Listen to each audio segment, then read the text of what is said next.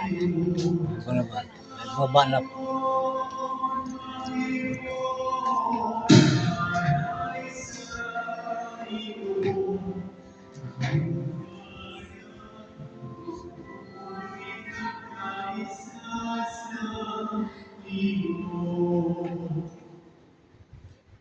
Manalangin kayo upang ating paghahain ay kalugdan ng Diyos ng mga kapapangyarihan. Itong paghahain sa iyo mga kamay, sa puwet niya at karangalan sa ating Panginoon, sa buong sabete ng Panginoon. Ama namin lumikha, sa paghahain namin ng mga alay, sa ikapagkakasundo ng isang katauhan, inluluhog namin ang iyong anak na way magbigay na makakaloob ng pagkakaisa at kapayapaan sa pamamagitan niya kasama ng Espiritu Santo magpasawalang hanggan. Sumainyo ang Panginoon. Itaas sa Diyos ang inyong puso at diwa. Tinamas namin sa Panginoon. Pasalamatan natin ang Panginoon ating Diyos. Ama namin makapangyarihan, tunay ng marapat na ikaw ay aming pasalamatan. Hindi lang mong tagapaghain ng tanan ng iyong anak ng Panginoon ng sanlibutan. Pinadaloy mo sa kanya ang langis ng kasiyahan, tanda ng paghirap mo ang magpakailanman.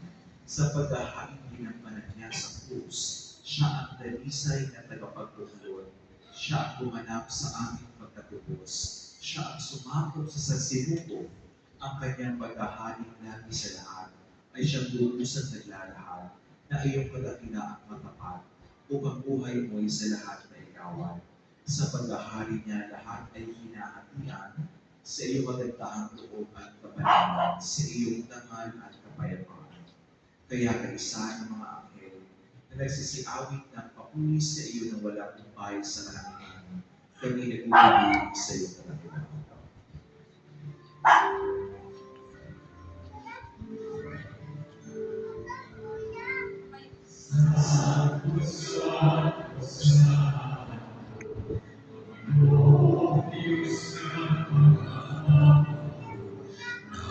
Napupuno ang langit at lupa ng kadakilaan mo. Sana sa kaitasan, iyong parang Sana sa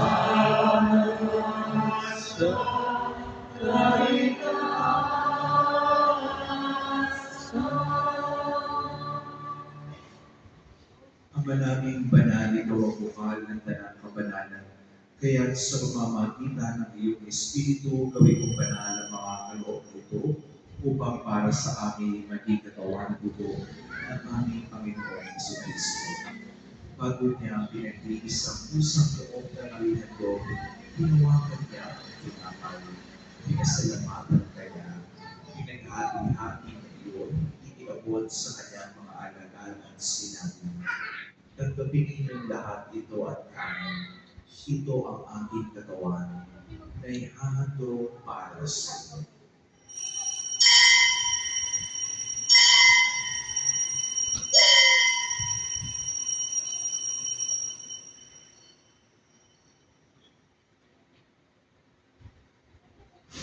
Gayon din naman, noong matapos ang hapon na hinawakan niya ang kalis, tuloy ko niyang pinasalamatan. Iniabot niya ang kalis sa kanyang mga anak at sinabi, "Tanggapin ninyong lahat ito at inumin. Ito ang kalis ng aking dugo ng bago at walang hanggang. Ang aking dugo na ibubuhos para sa inyo at para sa lahat sa ikapagpapatawad ng mga kasalanan. Gawin niyo ito sa pag-alala sa akin."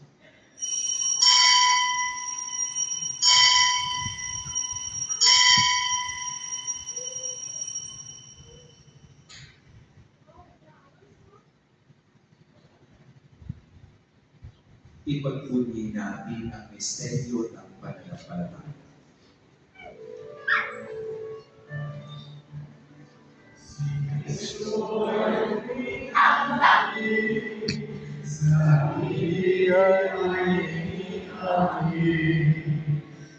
Bilang pagkain tinumi, pinasasaluhan ang kasasya'y maging, ang kasasya'y maging. Ama, ginagawa namin ngayon ang pag-alala sa pagkamatay at muling pagkabuhay ng iyong anak.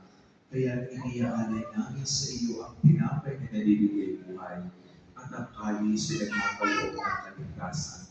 Kami nagpapasalamat dahil kami iyong minadapat na tumayo sa harap para maglingkod sa iyo. Sinasamo namin kami magsasalo-salo sa katawan ng dugo ni Kristo ay lingkod sa pagkakaisa sa pamamagitan ng Espiritu Santo. Ama, linapin mo iyong simbahang daganap sa butik. Puspusin mo kami sa pag-ibig ni Isa ni Leon na aming Papa, ni Jessie na aming Obispo at lahat ng mga pari. Alalahanin mo rin ang mga kapatid namin lahi-lahi na may pag-asang sila'y hindi kabubuhay. Gayon na lahat ng mga pumanaw. Kaawaan mo sila patuloyin sa iyong kalipanatan. Kaawaan mo at paging kapatid ka ng lahat na makasayog sa iyong buhay na walang wakas. Kaysa na mahal na Bebeng Maria, ina ng Diyos sa San Jose ng Pagpapalya, kaysa ng mga apostol, ni San Isidro at lahat ng mga banal, na namuhay sa daigdig ng kalulugod sa iyo.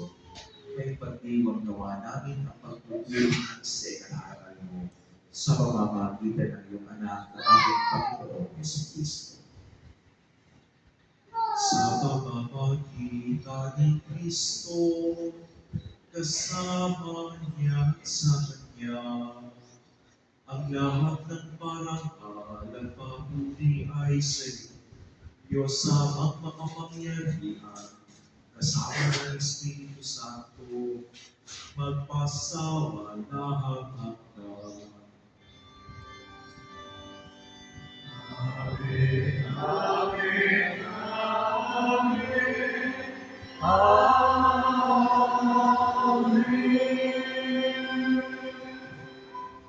Bilang mga anak ng Diyos, ipahayag natin ang lakas loob.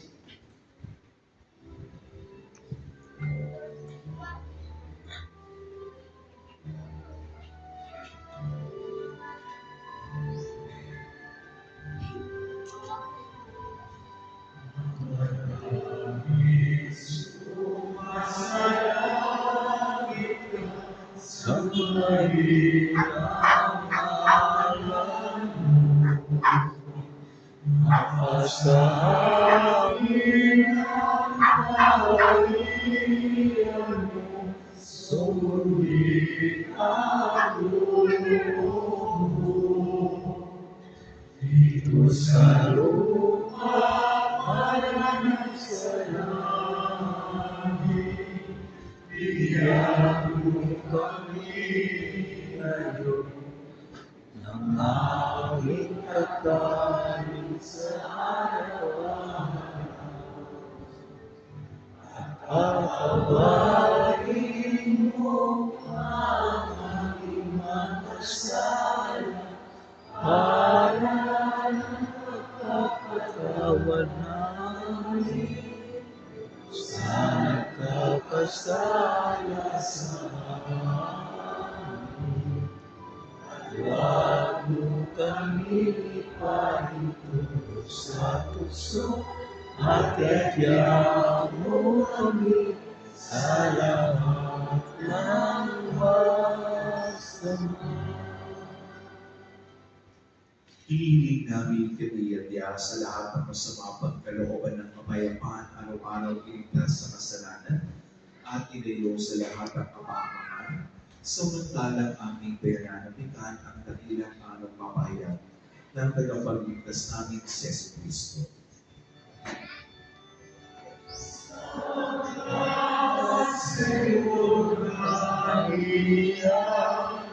Kapangyarihan at kabutihan, ngayon at magpakailanman.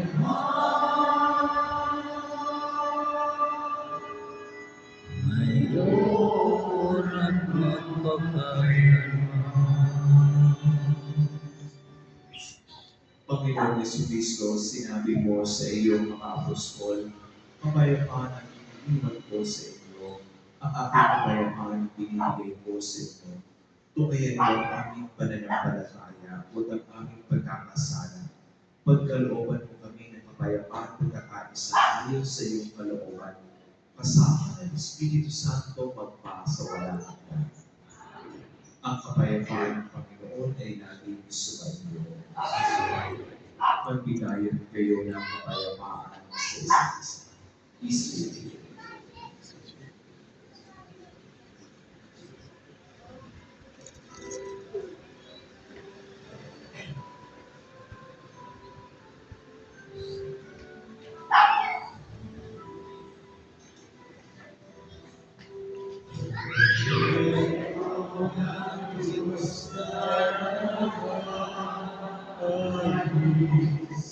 Ng mga kasalanan sa libutan, ayon ka sa amin.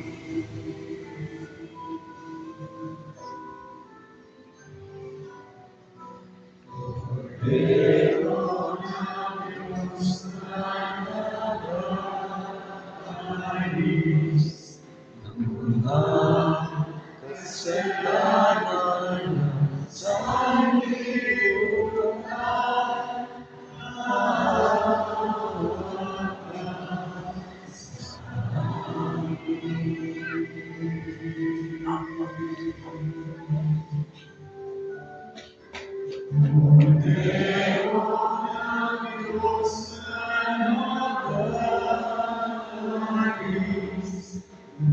mga kasalanan